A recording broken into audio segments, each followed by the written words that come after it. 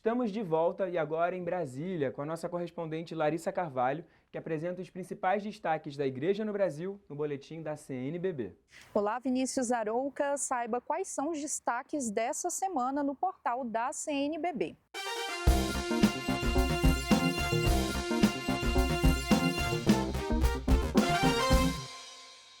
O Conselho Episcopal Pastoral da CNBB, o CONCEP, do qual fazem parte os bispos da presidência e os presidentes das comissões episcopais da CNBB, se reuniu virtualmente na terça-feira, dia 13 de agosto.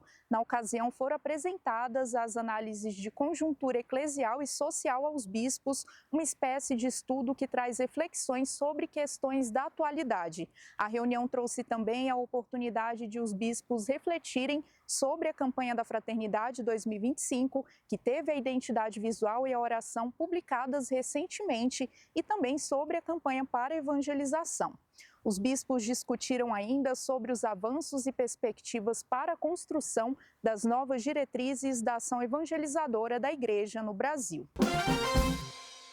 E ainda nessa semana, a CNBB publicou uma nota na qual manifesta profunda tristeza e envia mensagem aos familiares e amigos das vítimas do trágico acidente aéreo da Voepes, ocorrido em Vinhedo, São Paulo, no dia 9 de agosto. No texto, a presidência da CNBB roga a Deus para que acolha em sua infinita misericórdia as almas daqueles que partiram, concedendo-lhes o descanso eterno e o conforto aos que permanecem. Exorta ainda para que a fé em Cristo, que venceu a morte, seja fonte de esperança para todos os que sofrem as consequências dessa tragédia.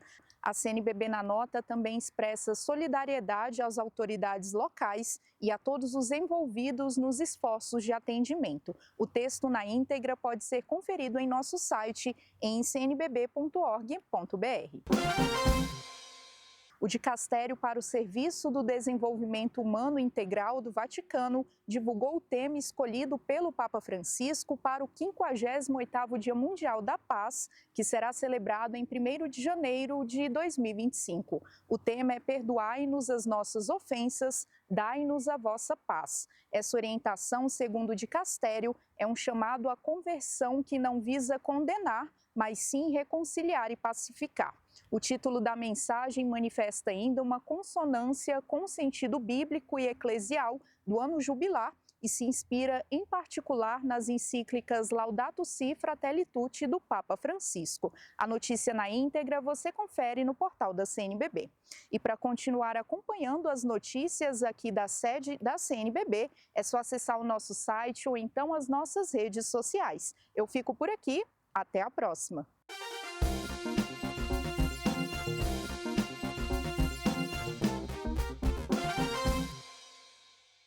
Obrigado, Larissa. No próximo domingo nós estaremos de volta com mais atualizações diretamente de Brasília. Até lá!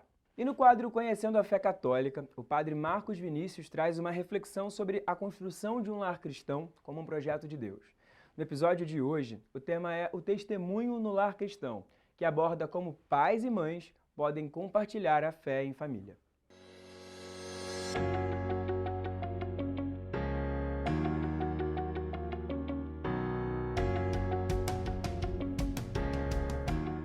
Olá, meus queridos irmãos e amigos do programa Conhecendo a Fé Católica. Na semana passada, falávamos da importância do grande bem que os pais ofertam aos seus filhos a partir do cristianismo. Mas esse bem, ele se desenvolve a partir do momento em que um pai e uma mãe ofertam aos filhos a figura de Cristo e a sua graça. Esses mesmos pais têm uma vocação. A vocação ao testemunho de montar um lar cristão. Vamos iniciar essa nossa meditação do programa Conhecendo a Fé Católica, recordando umas palavras muito claras de nosso Senhor Jesus Cristo no Sermão da Montanha. Vós sois a luz do mundo. Brilhe a vossa luz diante dos homens, para que vejam as vossas boas obras e glorifiquem vosso Pai que está nos céus. Evangelho segundo São Mateus, capítulo 5, versículos 14 a 16. O que é o testemunho dos pais num lar? Assim como a luz entra pelos olhos, o que os olhos enxergam em plena claridade, fala por si. Ou seja, não precisa de muitas palavras para explicar. Assim é o bom exemplo dos pais para os filhos. E assim, os pais são apreciados como grandes homens e mulheres, como pessoas que deixam marcas de Deus na vida de sua família. Santo Inácio de Antioquia, bispo mártir do século II, enquanto era conduzido para sofrer o martírio na cidade eterna, em Roma, escreveu aos Efésios: é melhor calar-se e ser do que falar e não ser. É maravilhoso ensinar quando se faz o que se diz. Aquele que compreende verdadeiramente a palavra de Cristo pode entender o seu silêncio, ou seja, os que dizem sem palavras. E também pode perfeitamente agir com palavras de testemunho. Santo Antônio de Pádua, ou de Lisboa, para alguns, também adotava um exemplo muito curioso ao dizer: viva a palavra quando as ações falem, e cessem qualquer discurso para que as obras falem. Estamos saturados de palavras e vazios de obras. Como é importante no testemunho de uma família que os pais, nessa pedagogia, possa chamar atenção para essa educação do invisível, que é a força exemplar das convicções através das atitudes que nós encarnamos geralmente. A imagem da luz é muito simples, ou seja, a boa luz, ou seja, a luminosidade dos bons exemplos nos permite enxergar o bem, faz com que sejam dissipadas as confusões dentro de uma casa, o perigo das dúvidas são ocultados, porque o testemunho do bem ilumina os jovens, as crianças, mas também os filhos, os netos, com a paisagem das referências corretas. Meus irmãos, lembremos que a luz do testemunho, ela não somente aquece, ela estimula a vitalidade. Quando temos a luminosidade, se favorece a alegria, há um maior desejo de convivência. Por isso é importante, especialmente aos pais, aos esposos, perguntarem em casa: eu sou luz ou sombra? Se temos isso em mente, tentamos fazer o nosso exame de consciência partindo dessa pergunta que é muito desafiadora. Ou seja, é preciso viver a nossa vocação familiar com a disposição de enfrentar a resposta dessa pergunta. Mas também, Cristo nos convida a saber ser sal. Existem pessoas que, tendo uma vida comum, como a de qualquer outra, conseguem ser diferentes porque dão um toque e um sabor muito distinto ao que fazem. E dão esse toque justamente pensando naqueles que convivem e se relacionam com elas. Essas pessoas, elas passam a ser atraentes porque condicionam a sua presença ao amor, à caridade, à serenidade, à lealdade, tudo isso coroado pela fé. Esse é o sabor de um lar cristão. Deixar que a luz do testemunho seja coroada pela fé, porque a fé é o grande sabor da vida de uma família que não está unida por um acaso, mas uma família que se uniu por um projeto de Deus. Deus nos abençoe.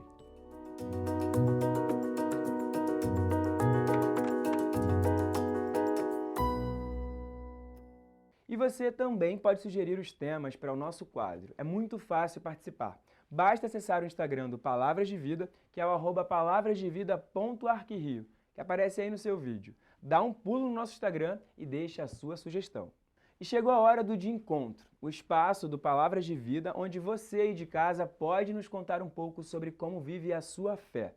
Seguindo a série especial desse mês sobre as vocações, hoje a gente confere uma mensagem sobre a vida consagrada.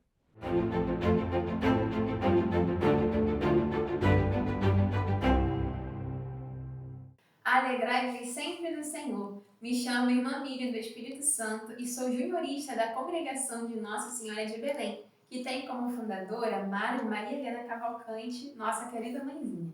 Minha paróquia de origem é a paróquia Nossa Senhora de Loreto e Freguesia. Eu nasci numa família recém-convertida ao catolicismo e meu primeiro contato com as irmãs de Belém foi ainda criança. E eu já dizia que queria ser irmã de Belém, mas não tinha noção das minhas palavras porque eu só tinha 7, 8 anos. Depois da minha primeira comunhão, aos 10 anos, eu não me engajei em nenhum grupo da paróquia. Só frequentava a missa aos domingos. Comecei a fazer balé clássico e as atividades no balé iam se intensificando cada vez mais e eu estava muito engajada. Depois, nos meus 15 anos, conheci um rapaz e fiquei dividida entre a vida matrimonial e a vida religiosa. Mas um dia, antes de rezar o terço, abri uma gaveta do meu quarto e ali tinha uma oração escrita por nossa mãezinha que vou partilhar com vocês agora. É o apelo. Jovem, ninguém te contratou? Eu te convido. Conto contigo, eu, o Senhor. Não temas perder tua liberdade. Não és livre de alguma coisa. És livre para alguma coisa. Que essa coisa seja algo de grande, de belo e de bom. Eu sou um marco no caminho. Pensas que o marco no caminho é um constrangimento? Não, é uma direção. Vem crescer comigo, aprender a viver e a conviver. E depois da leitura desse texto, eu me senti chamada à vocação religiosa, fiz o discernimento e ingressei na congregação aos 16 anos de idade. Se você, cara jovem, vislumbrar a estrela de Belém, não feche os olhos à luz. Vem para Belém.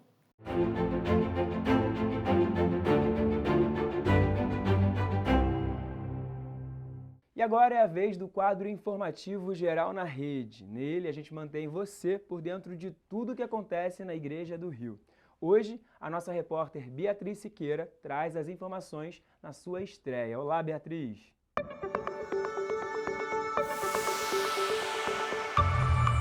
Olá, Vinícius. Bom dia. Olha, através do canal oficial da Arquidiocese, a Web TV Redentor, você pode acompanhar transmissões de missas e eventos importantes do calendário da Igreja, como a celebração dos 11 anos da Jornada Mundial da Juventude Rio 2013. Além disso, há reportagens exclusivas como a cobertura da formação missionária dos seminaristas desse ano, o Formise, ou de espiritualidade, como a conversa com o padre indígena Odílio Gentil sobre seu trabalho na região de Manaus, e até conteúdos de entretenimento. Para não perder nada, se inscreva no canal do YouTube Web TV Redentor e nos siga no Instagram, que é o @Web TV Redentor. Assim você não perde nenhuma novidade da Igreja.